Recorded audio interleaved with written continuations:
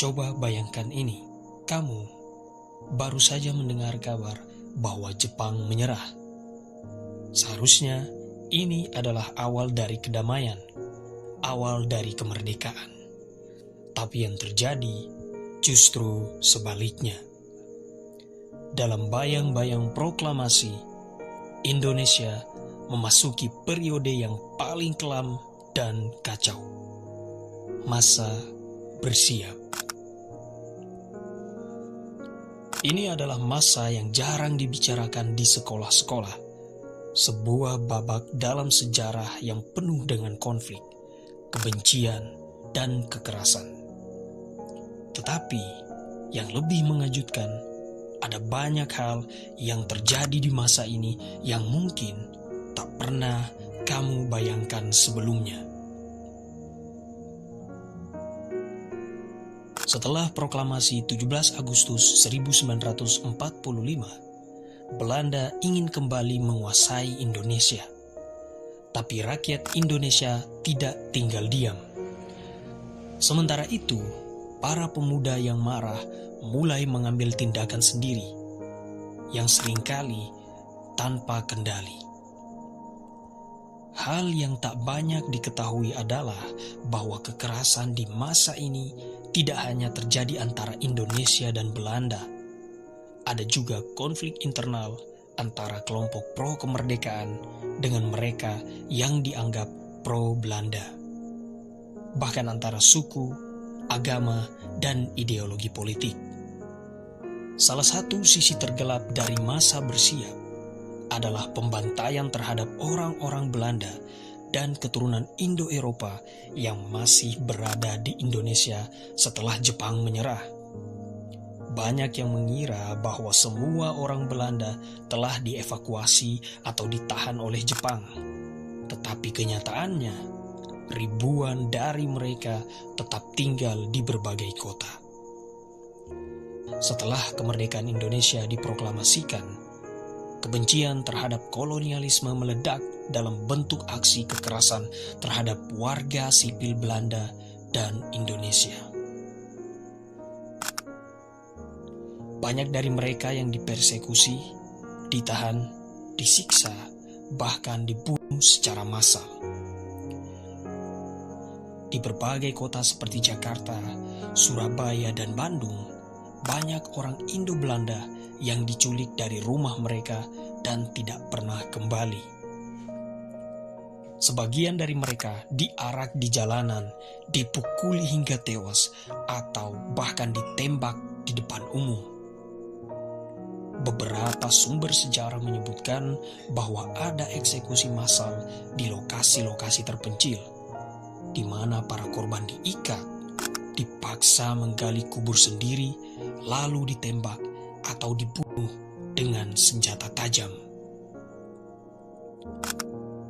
Para wanita Indo-Belanda sering menjadi korban pelecehan sebelum akhirnya dibunuh. Sedangkan untuk para wanita Indo-Belanda sering menjadi korban pelecehan sebelum akhirnya dibunuh.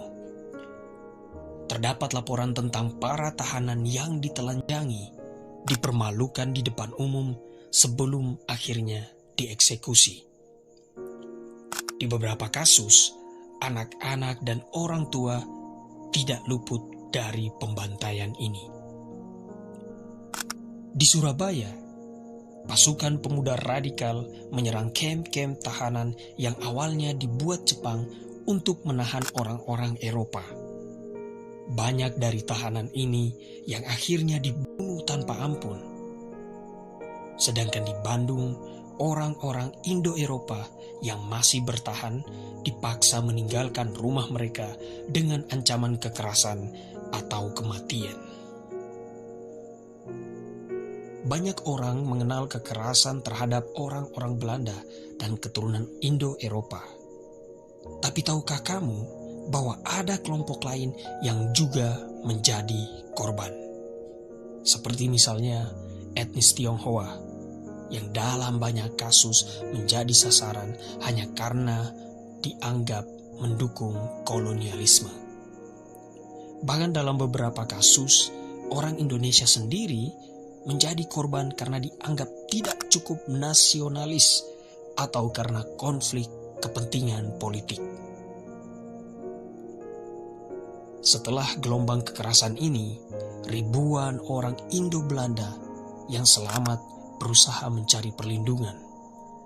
Banyak dari mereka yang melarikan diri ke daerah-daerah yang masih dikuasai sekutu atau berusaha keluar dari Indonesia dengan kapal-kapal pengungsi.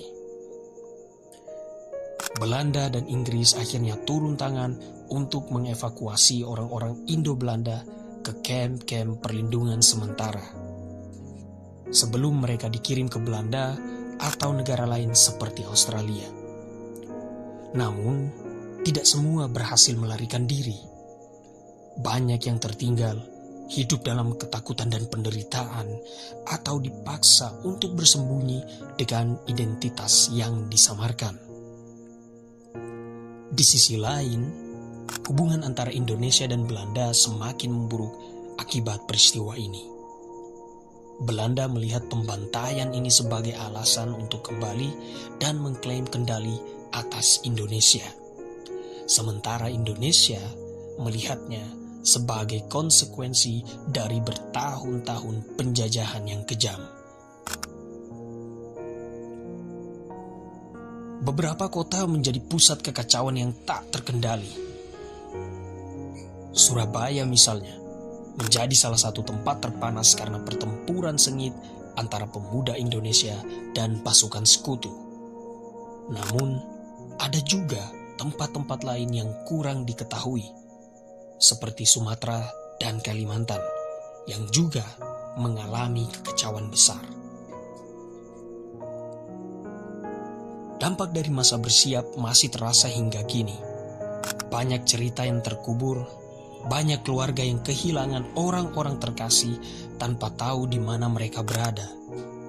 Bahkan, hubungan Indonesia dan Belanda hingga kini masih memiliki luka yang berasal dari masa ini. Namun, yang lebih penting adalah bagaimana kita belajar dari sejarah ini. Sejarah bukan hanya tentang kemenangan dan kejayaan, tetapi juga tentang bagaimana kita memahami sisi gelapnya agar tidak terulang kembali. Masa bersiap adalah salah satu periode paling brutal dalam sejarah Indonesia, tetapi juga yang paling jarang dibahas secara terbuka. Apa yang bisa kita pelajari dari periode ini? Bagaimana kita bisa memastikan bahwa tragedi serupa tidak terulang di masa depan? Terima kasih telah menyaksikan video ini. Semoga bermanfaat. Sampai jumpa di video selanjutnya.